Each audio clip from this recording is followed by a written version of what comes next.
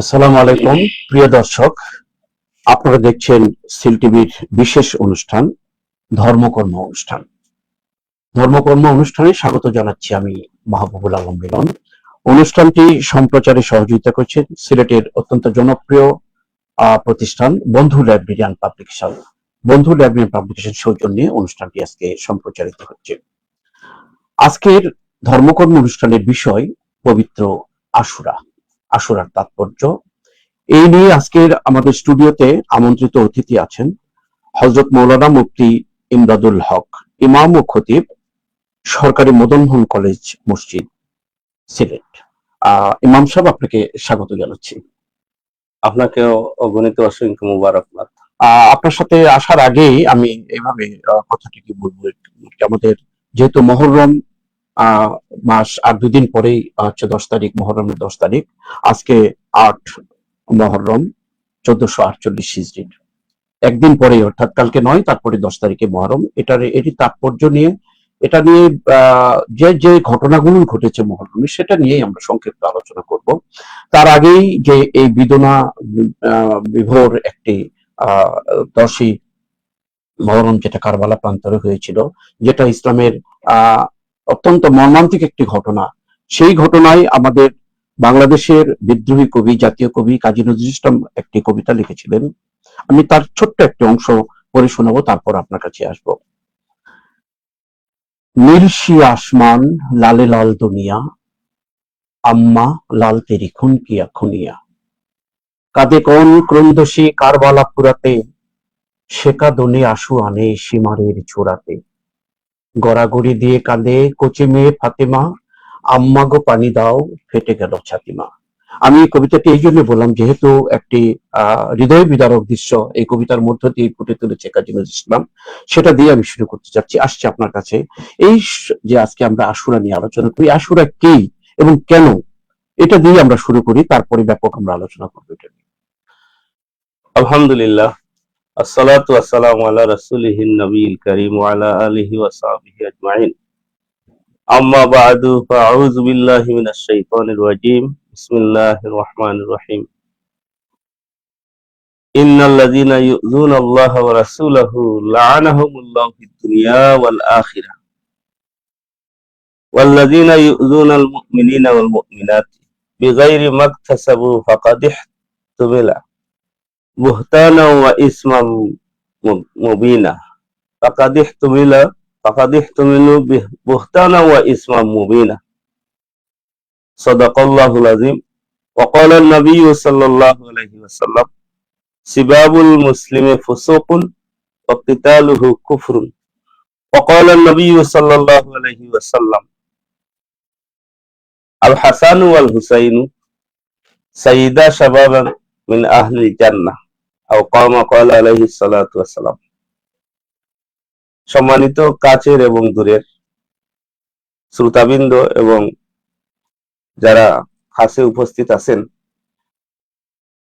অগণিত অসংখ্য মুবারকবাদ জানাই এবং আমরা আল্লাহ সুবহানাহু ওয়া তাআলার শুকরিয়া আদায় করি যে মহান রব্বুল আলামিনে আমাদেরকে 1448 হিজরির মুহররম মাস, সামনে আশুরা, আর 2 দিন পরেই আশুরা, 2 দিনের দিন, অর্থাৎ একদিন পরে হচ্ছে আশুরা। আল্লাহ পাকে আমাদেরকে নতুন বৎসর হিজরি সনের প্রথম মাসে সামনে আশুরা, এই সময়ে আমাদেরকে উপস্থিত করেছেন। এজন্য আল্লাহর দরবারে শুকরিয়া আমরা সবাই আদায় করি, আলহামদুলিল্লাহ। আলহামদুলিল্লাহ।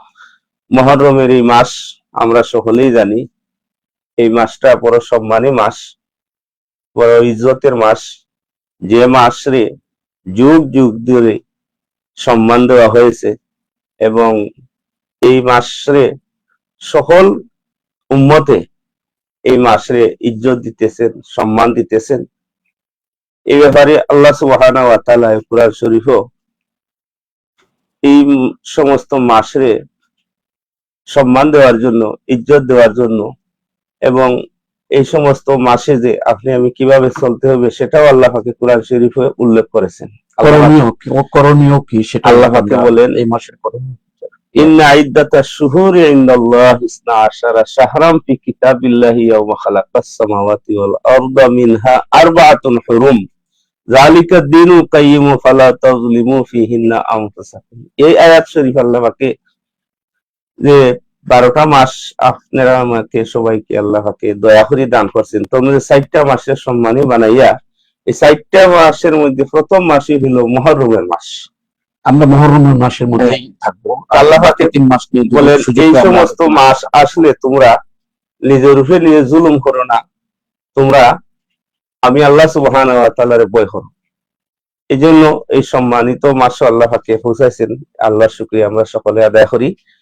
বিশেষ করে এই মুহররম মাসও বাবা আদম আলাইহিস সালাতু ওয়াস সালাম থেকে নিয়ে জলিলুল কদর অনেক পয়গাম্বরের অনেক ঘটনা এই মাসের মধ্যে ঘটেছে। আর আমাদের ইসলাম এবং মুসলমানের মধ্যে সবচেয়ে যে হৃদয় বিদারক ঘটনা ঘটছে সেটি হলো কারবালার ঘটনা। কারবালা প্রান্তরে সেই যে কারবালার ঘটনা এই মুহররমের মাসে মোটেই মানে কাম্য নাই, এটা মারাত্মক দুর্ঘটনা ঘটছে কারবালার। এই ঘটনাটা পবিত্র এই মুহররমের মাসে, যার কারণে প্রত্যেক মুমিন মুসলমানের হৃদয়ের মধ্যে আঘাত আনে মুহররমের এই মাস আসলে। কাজেই এই মুহররমের মাস থেকে আপনি আমি সকলেই শিক্ষা নিতে হবে এবং জানতে হবে এই মুহররমের মাসও কি ঘটনা ঘটলো এবং এই মুহররমের মাস কি এবং কেন, বিশেষ করে কারবালার ঘটনা, আশুরার ঘটনা, এগুলা মুসলমানের মধ্যে রিসার্চ করা জানা একান্ত প্রয়োজন। আচ্ছা হুজুর, একটা প্রশ্ন, মুহররমের এই কারবালার প্রান্তরে তো এটা নিয়েই হচ্ছে আজকের আলোচনা মূল বিষয়বস্তু। এছাড়া পৃথিবীতে আমরা যতটুকু ওলামায়ে কেরামদের কাছে সবসময় শুনে থাকি যে বিশেষ বিশেষ বিরল 10টি ঘটনা, এই কারবালা প্রান্তর ছাড়া আরো 9টি ঘটনা আরো আছে। এই 9টা ঘটনার শুধু বর্ণনাটা না, নামগুলো একটু বললে আজকে অনেকে যারা আমরা জানি না বা ভুলে গেছি তাদের আবার স্মরণ হতো। আসলে কারবালার ঘটনা তো আমরা যারা মুসলমান এটা আমরা লালন করি, আমরা এটারে স্মরণ করি। এর আগে অনেক ঘটনা ঘটেছে যেটা বিভিন্ন কিতাবে পাওয়া যায়, তবে নির্ভরযোগ্য মুতওয়ার আলাইহি হাদিস শরীফের মধ্যে যে সমস্ত ঘটনাফল পাওয়া যায় এগুলা মুতওয়ার আলাইহি হাদিস শরীফ নাই, বিভিন্ন ঐতিহাসিক গ্রন্থের মধ্যে পাওয়া যায়। এরপরেও হাদিস শরীফও যেগুলা পাওয়া যায় এগুলা যুগের আগের যেগুলা পাওয়া যায় এগুলা যদিও হাদিস শরীফ জয়ীফ কিন্তু কিতাবের মধ্যে আছে, এগুলা আপনি আমি সকলেই জানি। যেমন কিতাবের মধ্যে পাওয়া যায় এই মুহররম মাস ফয়লু আল্লাহ পাকে ওয়া হুয়া আউয়ালু ইয়াউমা খালাকাল্লাহু ফীহি দুনিয়া, আল্লাহ পাকে দুনিয়ায় এই আশুরার তারিখও সৃষ্টি করেছেন। সুবহানাল্লাহ, দুনিয়া সৃষ্টি করেছেন। ওয়া হুয়া আউয়ালু মাতার নাযালা ফীহি মিনাস সামাই, এবং আল্লাহ পাকের রহমত যেটা পয়লা নাজিল হয়েছিল এই দুনিয়ার, এই পবিত্র মুহররমের চাঁদের আশুরার তারিখও নাজিল হয়েছে আল্লাহ পাকের রহমত। এবং এটাও শুনি দুনিয়ার কিয়ামতও নাকি এই তারিখেই ঘোষণা আছে, এইটা আছে। বিশেষ করে এই মাস যেহেতু এই মাসে আপনি আমি সকলে জানি মুহররমের মাসে আল্লাহর মাস বলা হয়। ইন্না শাহরাল্লাহিল মুহররম, আল্লাহর মাস হইল মুহররমের মাস। তো বিভিন্ন মুহাক্কিকিনে কেরামে তাহকিক করি বলেন যে আল্লাহ পাকের মাস কিভাবে মুহররম হইল, যে ওই যে বিভিন্ন ঘটনা বিশেষ করে মুহররম মাসে ঘটছে, যেটা আমি আগে বললাম যে আল্লাহ পাকে দুনিয়ায় সৃষ্টি করছেন এই মুহররমের মাসের আশুরার তারিখও, এবং বাবা আদম আলাইহিস সালাতু ওয়াস সালাম আল্লাহ পাকে সৃষ্টি করেছেন মুহররমের মাসের আশুরার তারিখও। এইভাবে অনেক মুসা আলাইহিস সালামের ঘটনা ঘটছে মুহররমের মাসে। বিশেষ করে এই মুহররমের 10 তারিখে আশুরা বলা হয়। তবে প্রথমে আপনার আমার জানতে হবে আশুরা শব্দটা কি এবং কেন।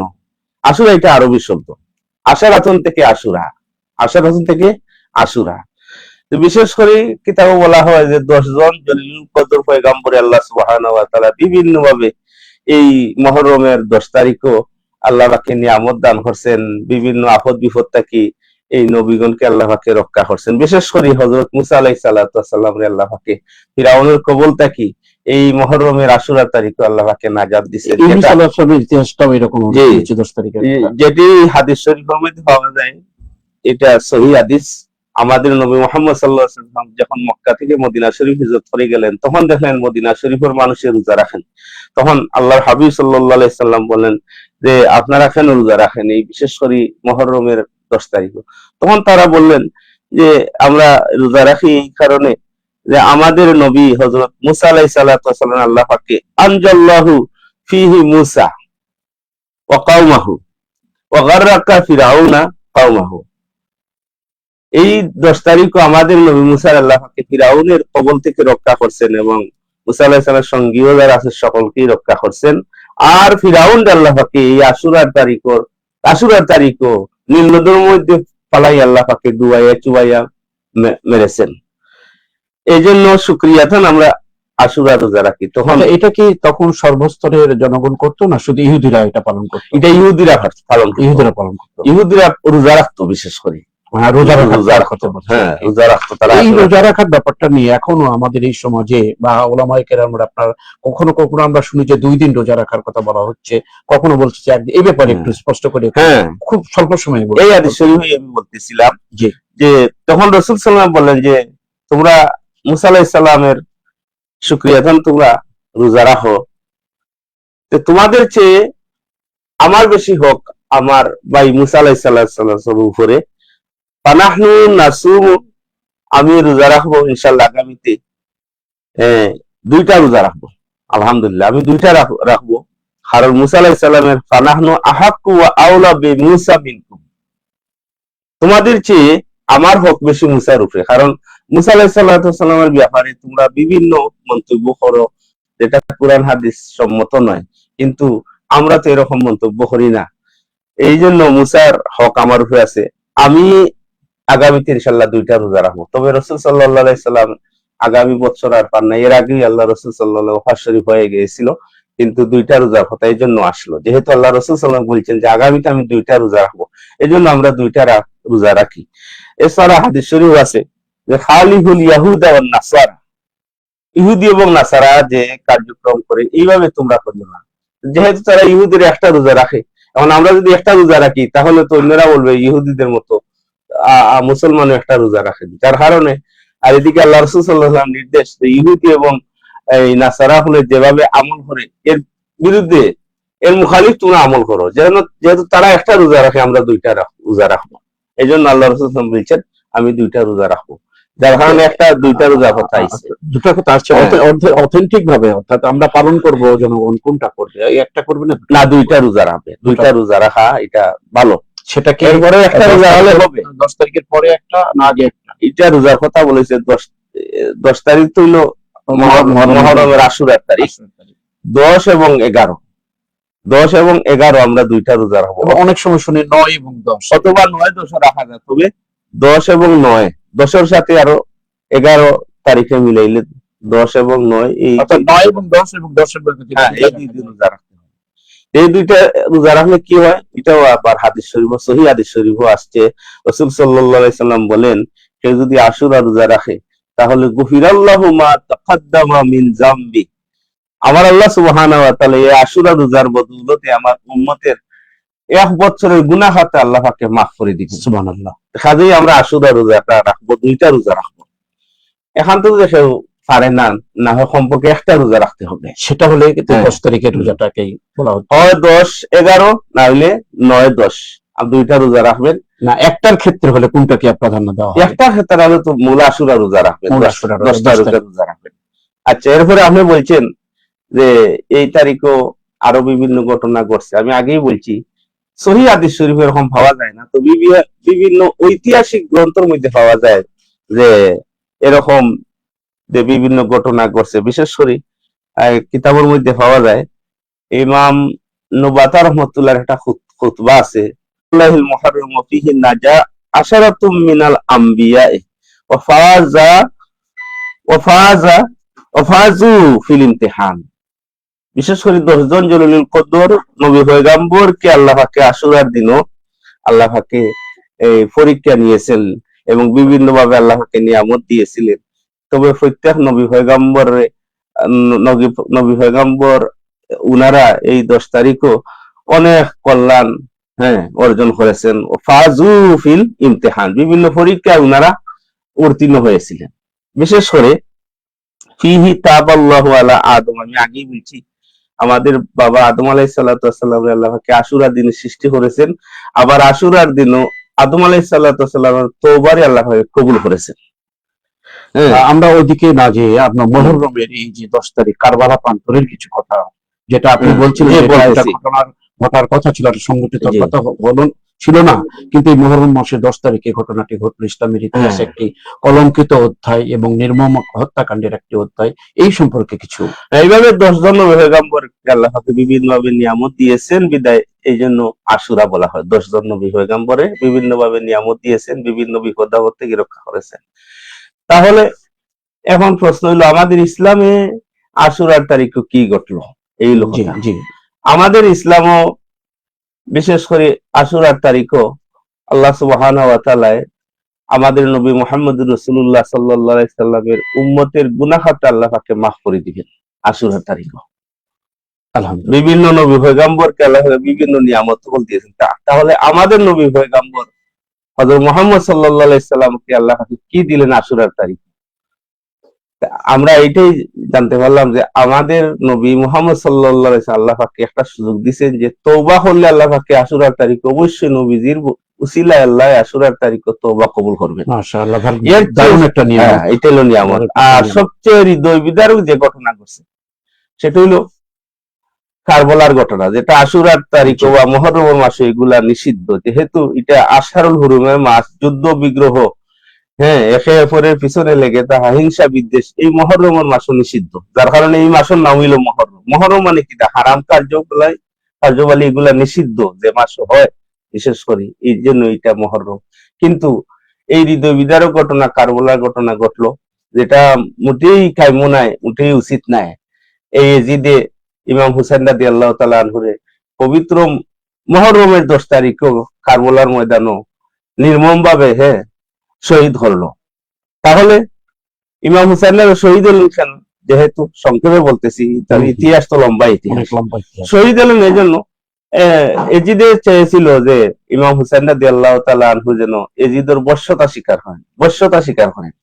ইমাম হুসাইন রাদিয়াল্লাহু বললেন যে না, যেহেতু এজিদ আমার নানা মুহাম্মদ সাল্লাল্লাহু আলাইহি সাল্লাম নীতির উপরে নাই, আজ এই এজিদরে আমি প্রেসিডেন্ট বা খলিফা মানতে পারি না। আমি যদি প্রেসিডেন্ট বা খলিফা এজিদরে মানি নাই, তাহলে এটা একটা ডকুমেন্ট হয়ে যাবো কিয়ামত পর্যন্ত যে ফাসিক ফুজ্জারেও কোনো কারণে কোনো সময় মানতে হয়, মেনে নিতে হয়।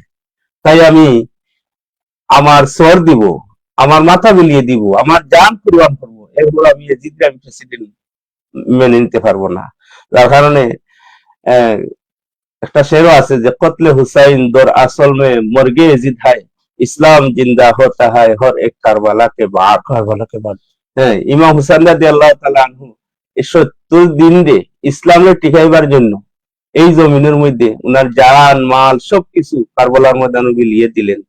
কিন্তু বাহ্যিক দেখা গেছে ইমাম হুসাইন রাদিয়াল্লাহু তাআলা কতল হয়ে এই উনি নিফাত হয়ে গেছেন, যে না, বরং নিফাত হয়েছে ইয়াজিদ এবং তার দলবল সহ। আর ইমাম হুসাইন রাদিয়াল্লাহু তাআলা আনহু উনি নিফাত হন নাই, শহীদ হয়েছে। উনি শহীদ হয়েছে। উনি কিয়ামত পর্যন্ত মানুষের অন্তরের মধ্যে উনার নাম জাগ্রত থাকবে। সম্মানের সাথে ইজ্জতের সাথে ইমাম হুসাইন রাদিয়াল্লাহু তাআলার নামকে মানছে ওরা মুসলিম, বিশ্ব মুসলিম জাতি তাকে স্মরণ করে। খালি এই আশুরাটা কি, এটাই আপনি আমি শিক্ষা নিতে হবে যে আপনি আমি সত্যরূপে টিকিয়ে থাকতে হবে। প্রয়োজনে নিজের জান মাল সবকিছু বিলাইয়া দিব, তবে ইসলামের ভুল অন্তিত করতে দিব না। এটাই আশুরা শিক্ষা দেয়। এখানে একটা সীমার যে আমরা নবী করিম সাল্লাল্লাহু আলাইহি ওয়াসাল্লামের দৌহিত্র ইমাম হুসাইনকে যে ইয়ে করেছিলেন, যিনি কতল করেছিলেন, তার ব্যাপারে কিছু বলেন যে সীমার, এই জন্য সীমার নামটা কিন্তু এখনো সমাজে কিন্তু সীমার বলা হয়, অর্থাৎ যদি তারা কঠিন মনের অধিকারী তাদেরকে সীমার বলা হয়। সীমার বলা হয়। এরপরে যারাই ইসলামের মধ্যে দুর্ঘটনা ঘটাইছে এদের নাম তো সেই মানে সম্মানের সাথে লইবে না, লানতের সাথে লইবে। শুধু সীমানি এজিদ কত সুন্দর নাম, কিন্তু মানুষ এজিদ রাখে না, এজিদ নাম এখন একটা গালি হিসেবে। এজিদ যেমন মির্জাফর কত সুন্দর নাম, কিন্তু মানুষের মির্জাফর নাম লয় না, এজিদ নাম লয় না, সীমান নাম লয় না। এরকম যারা কারবালার ময়দানে যারা ইমাম হুসাইন রাদিয়াল্লাহু তাআলা আনহু শহীদ করার জন্য যারা মানে অংশগ্রহণ করছিল, এদের নাম কেউ লইবে না, যদিও সুন্দর নাম, কিন্তু কেউ লইবে না। আমরা অনুষ্ঠান শেষ করব, এরা তার আগে ইতিহাসে বিকৃত হয়েছে। এই মহরমের তাৎপর্যের কথা আমি বলেছি, যে আপনি রোজার কথা একটা উল্লেখ করেছেন, আর কি আমল এই মহরমের এই আশুরা উপর? ফিহিন্না আনফুসাকুম, এই সম্মানিত মাস আসলে তোমরা নিজের উপরে নিজে জুলুম করো না। অতএব মহরম মাস হলো অন্যতম সম্মানী মাস। কাজেই আপনি আমি আমল করতে হবে, নফল নামাজ, নফল রোজা, বিশেষ করে যে 2টা রোজার কথা বলা হইলো। অনেকে 10 দিন রোজা রাখেন, আলহামদুলিল্লাহ, রাখতে পারবেন, নফল রোজা রাখতে পারবেন। আরেকটি কথা আমি বলতে চাচ্ছিলাম, এই একটু অল্প সময়ের মধ্যে যে তাজিয়া মিছিল করা হচ্ছে, যে সারা বাংলাদেশ, বিশেষ করে ঢাকাতে, পুরনো ঢাকায় কিন্তু বিশাল একটা মিছিল বের হয়, এই ব্যাপারে কি মানে ইসলামের দৃষ্টিকোণ থেকে এটা কতটুকু গ্রহণযোগ্য? না, তাজিয়া মিছিল এবং বিভিন্ন জায়গায় মঞ্জিল, যেটা আমরা বলি মঞ্জিল করেন, জি জি, তাজিয়া মিছিল করেন, এগুলা ইমাম আবু হানিফা রহমতুল্লাহি নিষেধ করেছেন। যেহেতু আমরা হানাফি মযহাবের মানুষ, আমাদের ইমাম, এটা নিষেধ, এটা আমাদের মযহাবে নিষেধ। আমরা তো সুখ পালন করতেছি, রোজা রাখিয়া সুখ পালন করতেছি, আমরা বিভিন্ন নফল আমল করি, আমরা সুখ পালন করিয়া ইমাম হুসাইন এবং কারবালার ময়দানে যারা শহীদ হয়েছে ওনাদের জন্য আমরা সবসময় দোয়া করতেছি। কাজেই আপনি বুক ফাটাইয়া, আপনি বুকের মধ্যে চাপড়াইয়া, এগুলো আমাদের মযহাব নিষেধ। অন্যান্য মযহাব বা বিশেষ করে যারা আপনার শিয়া সম্প্রদায়, ওনারা করে, কিন্তু আমাদের হানাফি মযহাব এগুলা তাজিয়া মিছিল, বিভিন্ন মঞ্জুল পালন করার জায়গায় জায়গায়, এগুলা আসলে ঠিক নাই। নীরবে আপনি সুখ পালন করবেন, দোয়া করবেন। আসলে তো দোয়া ইমাম হুসেন রাদিয়াল্লাহু তাআলা এবং যারা কারবালা বা শহীদ ওনাদের জন্য দোয়া করব। আর সময়ের স্বল্পতায় আমরা আরো অগ্রসর হতে পারলাম না। এক এক এক এক এক ব্যক্তি কিছু বলতে পারেন তাই এই দিনের সম্পর্কে? জি, এই দিনের সম্পর্কে এক কথায় এটাই শিক্ষা নিব যে আমরা ইসলামের উপরে টিকিয়া থাকবো, প্রয়োজনে জান মাল কুরবান দিব। যেভাবে ইমাম হুসাইন রাদিয়াল্লাহু তাআলা কারবালার ময়দানে জান মাল কুরবান দিয়েছেন, কিন্তু ইসলামের ভুল অঙ্কিত করতে দেন নাই। আপনি আমিও মুহররমের আশুরার তারিখও এটাই শিক্ষা, মূল শিক্ষা, যে ইসলামের টিকাইতে রাখতে গিয়া, আমরা ইসলামের উপরে টিকিয়া থাকতে গিয়া আমাদের জান মাল কুরবান দিব, তবু আমরা বাতিলের কাছে মাথা নত করব না। আল্লাহ সুবহানাহু ওয়া তাআলা আজকের অতিথি মদন মোহন কলেজ মসজিদের ইমাম ও খতিব মাওলানা ইমদাদুল হক, আপনাকে অনেক ধন্যবাদ। প্রিয় দর্শক, আমরা প্রতি মাসেও চেষ্টা করব যে ইসলামী অনুষ্ঠানগুলো, বিশেষ করে ধর্মকর্ম অনুষ্ঠানে একজন অতিথি এনে আমরা সেই মাসের তাৎপর্য, সেই দিনের তাৎপর্য ইত্যাদি আমরা করে থাকছি। হয়তো সবসময় পাচ্ছি না। আজকের এই অনুষ্ঠানটি আমরা প্রত্যেকে আমরা জানি অনেক বছরের পুরনো একটা ইতিহাস, একদম, কিন্তু অনেক সময় আমরা ভুলে যাই। এই ভুলে যাওয়াটার থেকে আমরা কিছু স্মরণ করে দেওয়ার জন্য এই অনুষ্ঠান আমাদের। এই থেকে যদি আমরা একটু হলেও কোনো আমরা শিক্ষা বা স্মরণ করার মধ্য দিয়ে আমরা কিছু আমল করতে পারি, তখনই হবে আমাদের এই অনুষ্ঠানের সার্থকতা। সে আশা ব্যক্ত করে আবারও আজকে সম্প্রচারে সহযোগিতা করলো বন্ধু লাইব্রেরিয়ান পাবলিকেশন, বন্ধু লাইব্রেরি পাবলিকেশনের কৃতজ্ঞতা জানিয়ে আজকের অনুষ্ঠান এখানে শেষ করছি। আল্লাহ হাফেজ। আসসালামু আলাইকুম। ওয়ালাইকুম আসসালাম।